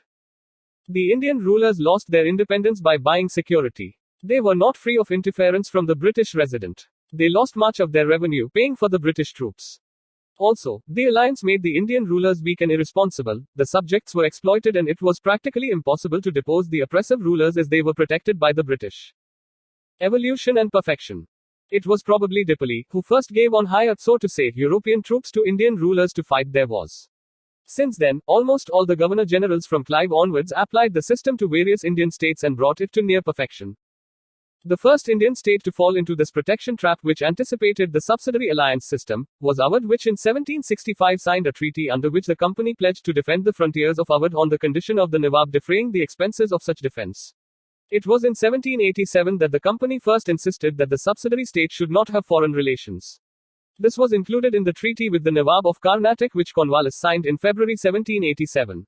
It was Wellesley's genius to make it a general rule to negotiate for the surrender of territory in full sovereignty for the maintenance of the subsidiary force. Stages of application of subsidiary alliance. There were 4 stages in the evolution of the subsidiary alliance. In the first stage, the company offered to help a friendly Indian state with its troops to fight any war the state might be engaged in.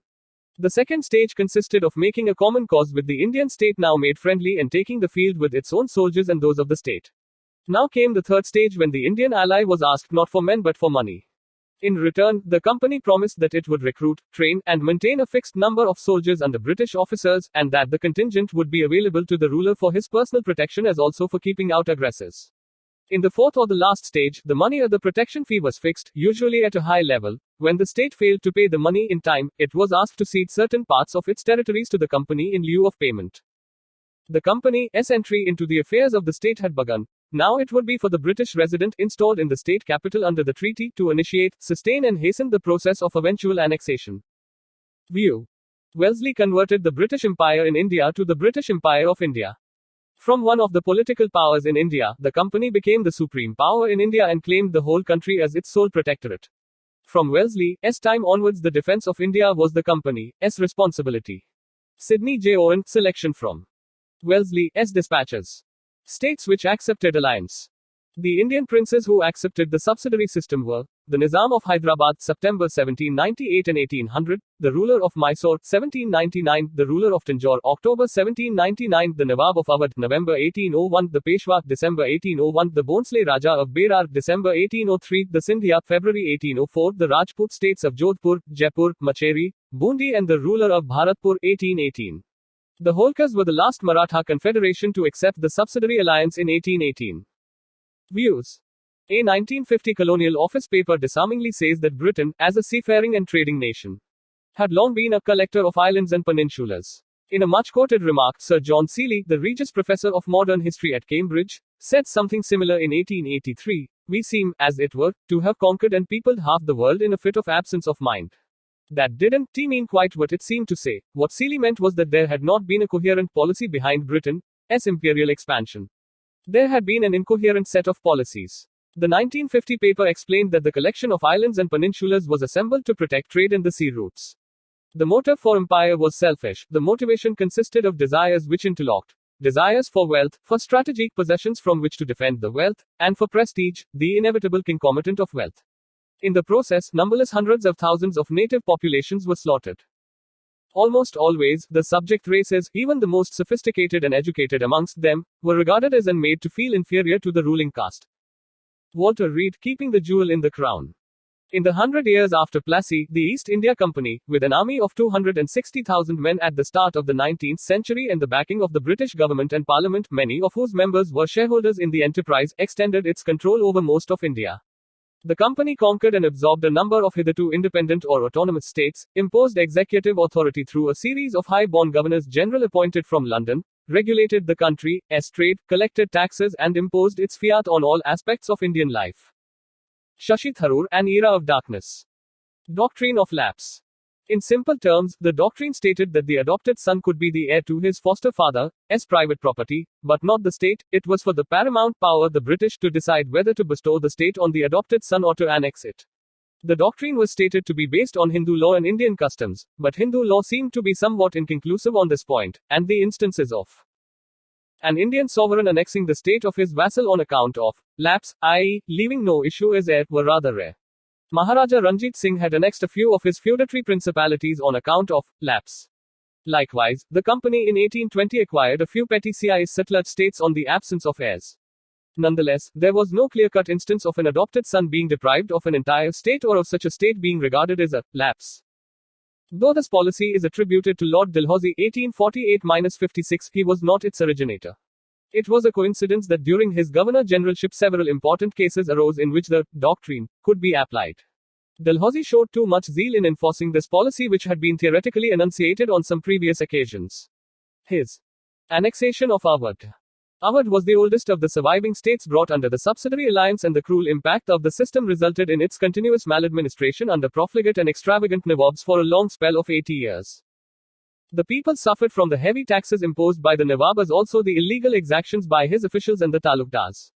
The chronic bankruptcy of the treasury was partly due to the heavy charges realized by the British government for maintenance of the subsidiary troops. In addition, large contributions were realized by Lord Hastings, Lord Amherst and Lord William Bentinck for purposes entirely unconnected with the affairs of Awadh. In 1819, the Nawab was given the title and status of a king. Lord Dalhousie directed Sleeman, the resident in Awadh, to make a tour throughout the state and ascertain the actual situation by personal inspection.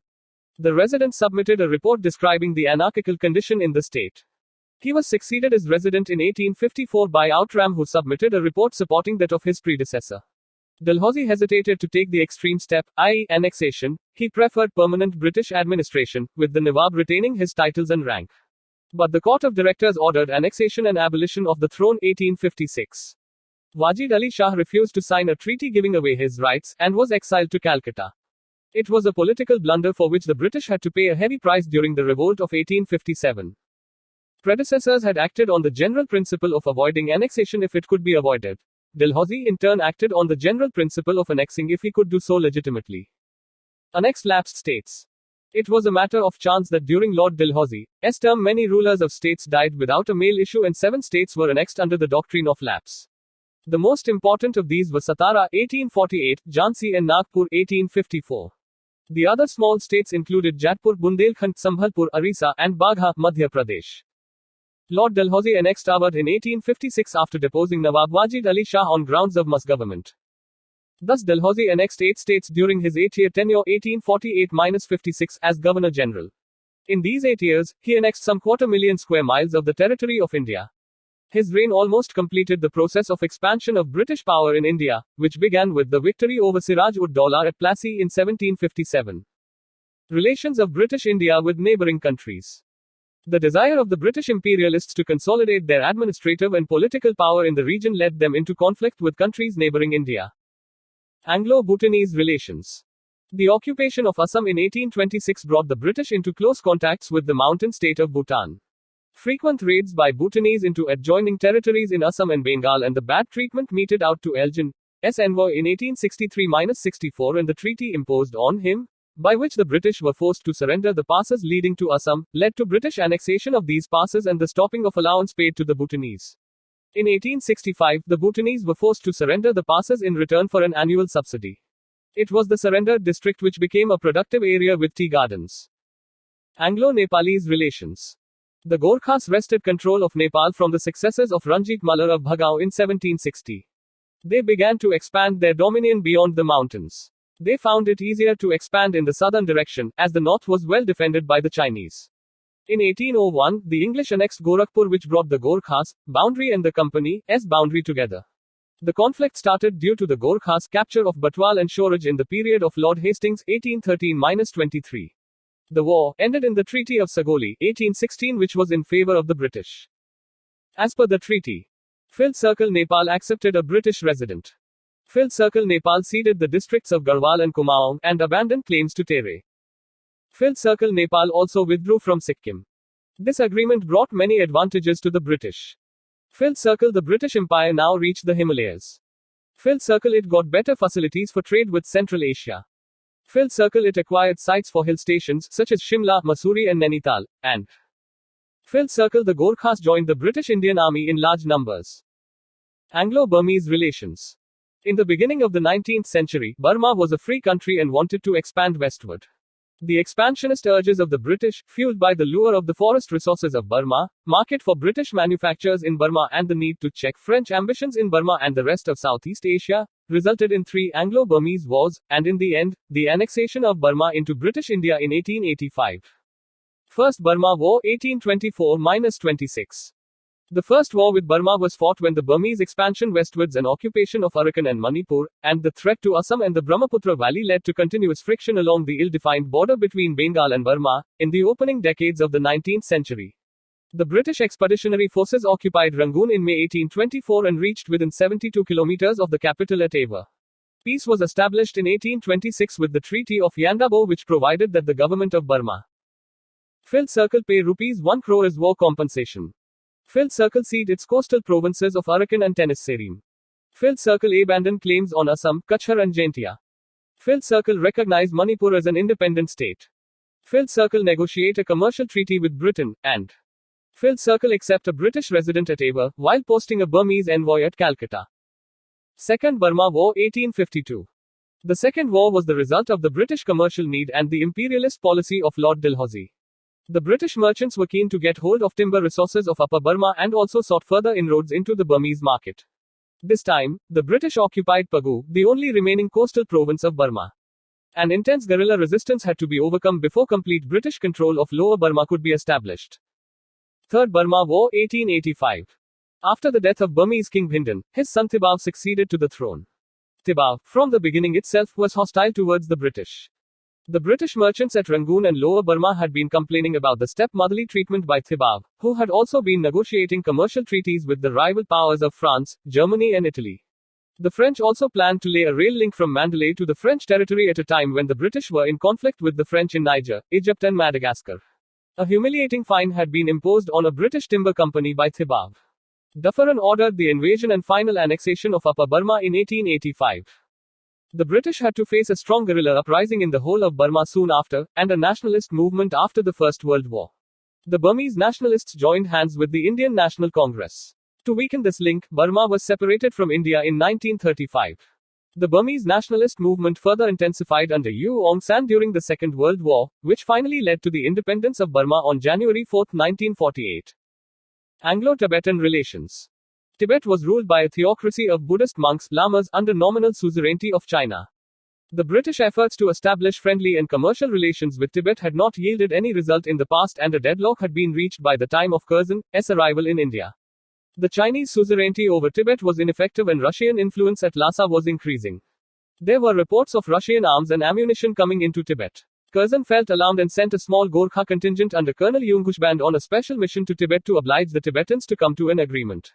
The Tibetans refused to negotiate and offered non-violent resistance. Yungushban pushed his way into Lhasa August 1904 while the Dalai Lama fled. Treaty of Lhasa 1904. Yungushban dictated terms to the Tibetan officials which provided that Filled Circle Tibet would pay an indemnity of 75 lakh rupees at the rate of 1 lakh rupees per annum. Filled Circle is a security for payment. The Indian government would occupy the Chumbi Valley territory between Bhutan and Sikkim for 75 years. Filled Circle Tibet would respect the frontier of Sikkim. Filled Circle trade marts would be opened at Yatung, Gyans, Gatok, and Filled Circle Tibet would not grant any concession for railways, roads, telegraph, etc. to any foreign state, but give Great Britain some control over foreign affairs of Tibet. Later, on the insistence of the Secretary of State and true to the pledge given to Russia, the treaty was revised, reducing the indemnity from 75 lakh rupees to 25 lakh rupees and providing for evacuation of Chumbi Valley after 3 years. The valley was actually evacuated only in January 1908. Significance only China gained in the end out of the whole affair because the Anglo-Russian Convention of 1907 provided that the two great powers would not negotiate with Tibet, except through the mediation of the Chinese government. However, Curzon's policy counteracted all Russian schemes in Tibet. Anglo-Afghan relations. In the early 19th century, increased Russian influence in Persia replaced British influence and thwarted an English scheme for establishment of a new route by river Euphrates to India. Especially after the Treaty of Turcomanchai 1828, the English got alarmed about possible Russian plans regarding India. Soon, there was a search for a scientific frontier from the Indian side. Passes of the northwest seemed to hold the key to enter India. The need was felt for Afghanistan to be under control of a ruler friendly to the British. Forward policy of Auckland.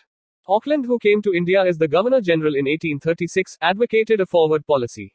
This implied that the company government in India itself had to take initiatives to protect the boundary of British India from a probable Russian attack. This objective was to be achieved either through treaties with the neighboring countries or by annexing them completely. The Amir of Afghanistan, Dost Muhammad, wanted British friendship but made it conditional on the British helping him to recover Peshawar from the Sikhs, a condition which the British government in India rejected.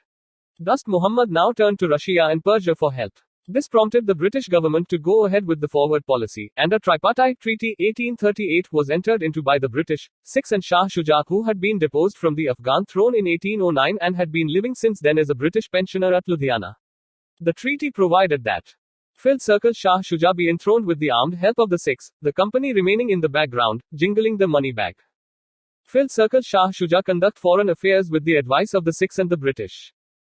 Filled Circle Shah Shuja gave up his sovereign rights over Amirs of Sindh in return for a large sum of money. Filled Circle Shah Shuja recognized the Sikh ruler, Maharaja Ranjit Singh's claims over the Afghan territories on the right bank of the river Indus. First Anglo-Afghan War 1839-1842. Soon after the tripartite treaty of 1838, there came about a drastic change in the political situation of the region because of the removal of the original irritants. Persia lifted its siege of Herat and Russia recalled its envoy from Kabul. Nevertheless, the British decided to go ahead with their forward policy. This resulted in the First Afghan War 1839-42. The British intention was to establish a permanent barrier against schemes of aggression from the northwest. An English army entered triumphantly into Kabul August 1839 after a successful attack. Most of the tribes had already been won over by bribes. Dost Muhammad surrendered 1840 and Shah Shuja was made the Amir of Afghanistan. But Shah Shuja was unacceptable to the Afghans. As soon as the British withdrew, the Afghans rose in rebellion, killing the garrison commander in Kabul. The British were compelled to sign a treaty 1841 with the Afghan chiefs by which they agreed to evacuate Afghanistan and restore Dost Muhammad. But the English plan failed. Under a new expedition, the British reoccupied Kabul in September 1842, but having learned their lesson well, they arrived at a settlement with Dost Muhammad by which the British evacuated from Kabul and recognized him as the independent ruler of Afghanistan. The First Afghan War cost India 1.5 crore rupees and nearly 20,000 men. John Lawrence and the policy of masterly inactivity. John Lawrence 1864-1869 started a policy of masterly inactivity which was a reaction to the disasters of the First Afghan War and an outcome of practical common sense and an intimate knowledge of the frontier problem and of Afghan passion for independence. Even when Dost Muhammad died in 1863, there was no interference in the War of Succession. Lawrence's policy rested on the fulfillment of two. Website right arrow. View. Sir John Lawrence's foreign policy was a policy of self-reliance and self-restraint, of defense not defiance, of waiting and watching that he might be able to strike harder and in the right direction, if the time for aggressive action should ever come. R.B. Smith, biographer of John Lawrence. Conditions: I. That the peace at the frontier was not disturbed, and E. That no candidate in civil war sought foreign help. And as Sher Ali established himself on the throne, Lawrence tried to cultivate friendship with him. Lytton and the policy of proud reserve. Lytton, a nominee of the Conservative government under Benjamin Disraeli (1874–80), became the Viceroy of India in 1876. He started a new foreign policy of proud reserve, which was aimed at having scientific frontiers and safeguarding spheres of influence. According to Lytton, the relations with Afghanistan could no longer be left ambiguous. Second Anglo of Ghan War 1870–80. Lytton made an offer of a favorable treaty to Sher Ali, but the Amir wanted friendship with both his powerful neighbors, Russia and British India, while keeping both of them at an arm's length. Later, Sher Ali refused to keep a British envoy in Kabul while having earlier granted a similar concession to the Russians. Lytton was displeased, and when the Russians withdrew their envoy from Kabul, Lytton decided to invade Afghanistan. Sher Ali fled in face of the British invasion, and the Treaty of Gundamuk May 1879 was signed with Yaqub Khan, the eldest son of Sher Ali. Treaty of Gundamuk May 1879. The treaty signed after the Second Anglo-Afghan War provided that Field Circle the Amir conduct his foreign policy with the advice of Government of India. Field Circle a permanent British resident be stationed at Kabul, and Field Circle the Government of India give Amir all support against foreign aggression, and an annual subsidy. But soon, Yaqub had to abdicate under popular pressure and the British had to recapture Kabul and Kandahar. Abdur Rahman became the new Amir. Lytton chalked out a plan for the dismemberment of Afghanistan but could not carry it out. Ripon abandoned this plan and decided on a policy of keeping Afghanistan as a buffer state. After the First World War and the Russian Revolution 1917, the Afghans demanded full independence. Habibullah, who succeeded Abdur Rahman in 1901, was killed in 1919 and the new ruler Amamullah declared open war on the British. Peace came in 1921 when Afghanistan recovered independence in foreign affairs. British India and the Northwest Frontier. Successive Indian rulers tried to reach out to this region lying between the Indus and Afghanistan in their search for a scientific frontier. The conquest of Sindh 1843 and annexation of Punjab 1849 carried British boundaries beyond the Indus and brought them in contact with Baluch and Pathan tribes, who were mostly independent, but the Amir of Afghanistan claimed nominal suzerainty over them. During 1891–92, the British occupation of Hunza, Nagar in Gilgit Valley, which were passes commanding communications with Chitral, alarmed Abdur Rahman, Amir of Afghanistan. A compromise was finally reached by drawing a boundary line known as Durand Line between Afghan and British territories. Amir received some districts and his subsidy was increased. But the Durand Agreement 1893 failed to keep peace and soon there were tribal uprisings. To check these, a permanent British garrison was established at Chitral and troops posted to guard Mulligan Pass, but tribal uprisings continued till 1898. Curzon, the viceroy between 1899 and 1905, followed a policy of withdrawal and concentration. British troops withdrew from advance posts which were replaced by tribal levies, trained and commanded by British officers. He also encouraged the tribals to maintain peace. He created the Northwest Frontier Province (NWFP) directly under the Government of India. Earlier, it was under control of the Lieutenant Governor of Punjab. Overall, Curzon's policies resulted in a peaceful Northwest frontier. The peaceful conditions continued thereafter with occasional tribal uprisings. In January 1932, it was announced that the NWFP was to be constituted as a governor's province. Since 1947, the province belongs to Pakistan. Summary. Factors which gave success to British in India. Superior arms. Military discipline. Civil discipline. Brilliant leadership which did not bother about adopting unscrupulous practices. Financial strength. Nationalist pride. Conflict between English and Nawabs of Bengal. Field Circle Battle of Plassey, June 23, 1757. Robert Clive's victory over Siraj-ud-Daulah laid the territorial foundation of British rule in India. Field Circle Battle of Buxar 1764. Clive's victory over the combined armies of Nawab of Bengal, Nawab of Awadh and the Mughal Emperor at Buxar laid the real foundation of the English power. Field Circle Treaty of Allahabad 1765 granted the Diwani rights of Bengal, Bihar and Orissa to the English. I. Treaty with Nawab of Awadh. E. Treaty with Shah Alam II, Mughal Emperor. Field Circle Dual Government 1765–72. British Conquest of Mysore. Field Circle First Anglo-Mysore War 1767–69 Treaty of Madras. Field Circle Second Anglo-Mysore War 1779–1784 Treaty of Mangalore. Field Circle Third Anglo-Mysore War 1790–92 Treaty of Serengapitum. Filled circle 4th Anglo-Mysore War 1799. Mysore is conquered by British forces. Anglo-Maratha struggle for supremacy.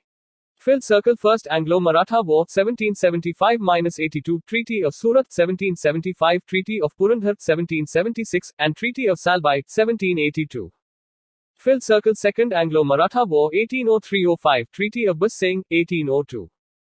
Filled circle 3rd Anglo-Maratha War 1817-1819. Filled circle causes for the defeat of the Marathas. I. Inept leadership. E. Defective nature of state. E. Loose political setup. I.V. Inferior military system. V. Ustable economic policy. V. Superior English diplomacy and espionage. V. Progressive English outlook. Conquest of Sindh 1843. Filled circle Lord Ellenborough was the Governor General of India. Conquest of Punjab. Filled circle Treaty of Amritsar 1809. Ranjit Singh and the British. Filled circle First Anglo-Sikh War 1845-46. Filled circle Second Anglo-Sikh War 1848-49. British paramountcy in action. Filled circle Ring fence policy of Warren Hastings. Subsidiary Alliance of Wellesley. Filled circle Subsidized states, Hyderabad 1798. 1800 Mysore 1799. Tanjore October 1799. Awadh November 1801. Peshwa December 1801. Bhonsle of Berar December 1803. Sindhia February 1804. Jodhpur 1818. Jaipur 1818. Macheri 1818.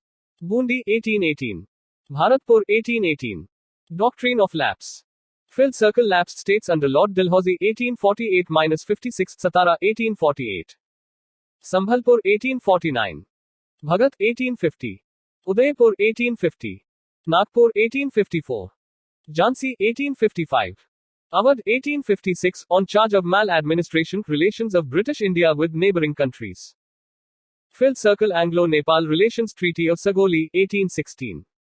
Filled circle Anglo-Burma relations. First Anglo-Burma War 1824-26. Second Anglo-Burma War 1852. Third Anglo-Burma War 1885. Filled circle Anglo-Tibetan relations Treaty of Lhasa 1904. Filled circle Anglo of Ghan relations. Forward policy of Auckland. First Anglo of Ghan War 1839-1842, John Lawrence's policy of masterly inactivity Lytton and the policy of proud reserve. Second Anglo of Ghan War 1870-80. Treaty of Gundamuk May 1879. Filled circle Northwest Frontier Durand Agreement 1893.